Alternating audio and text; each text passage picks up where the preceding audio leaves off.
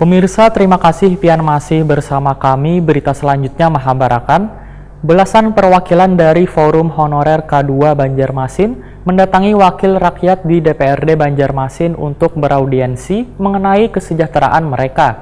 Pemerintah diharapkan bisa memperhatikan nasib mereka, Wan meminta dukungan diangkat jadi PNS.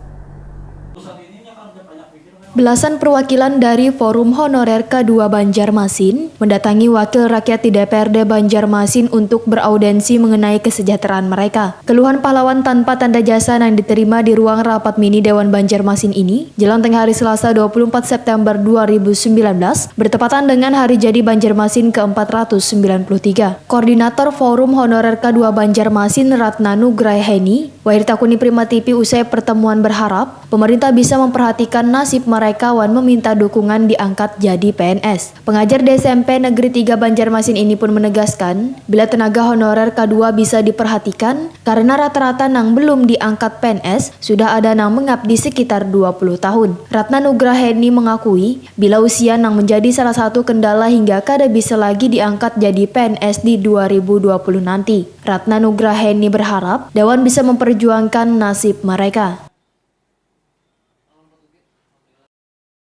Yang kami ini termasuk orang yang paling lama honor Pak, hampir 20 tahun lebihnya aja lagi yang belum. Jadi kami mohon mudah-mudahan pemerintah daerah bisa memperhatikan kami. Pertama tadi kami mengajukan masalah kesejahteraan kami. Kemudian yang kedua, bagaimana kedepannya nasib kami ini. Karena apa ya, dari yang sudah-sudah itu kan teman-teman yang masih muda dari kami itu sudah ASN semua. Sementara kami yang lebih puluhan tahun ngajar belum ada titiknya. Tapi kami berharap dan berdoa dari mereka para anggota Dewan terima kami, insya Allah mereka pun akan memperjuangkan nasib kami.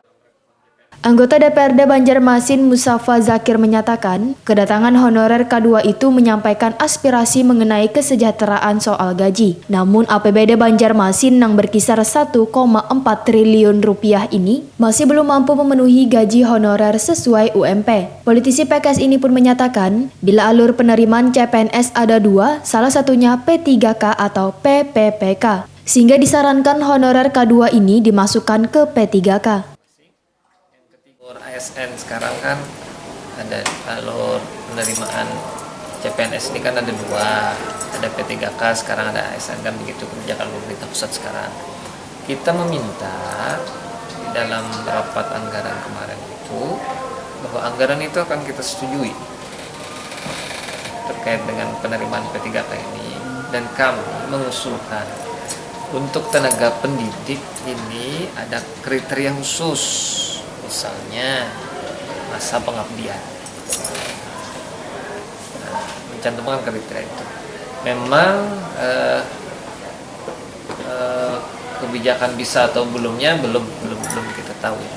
Mudah-mudahan nanti ada titik temunya dan itu bisa dibijaksanai.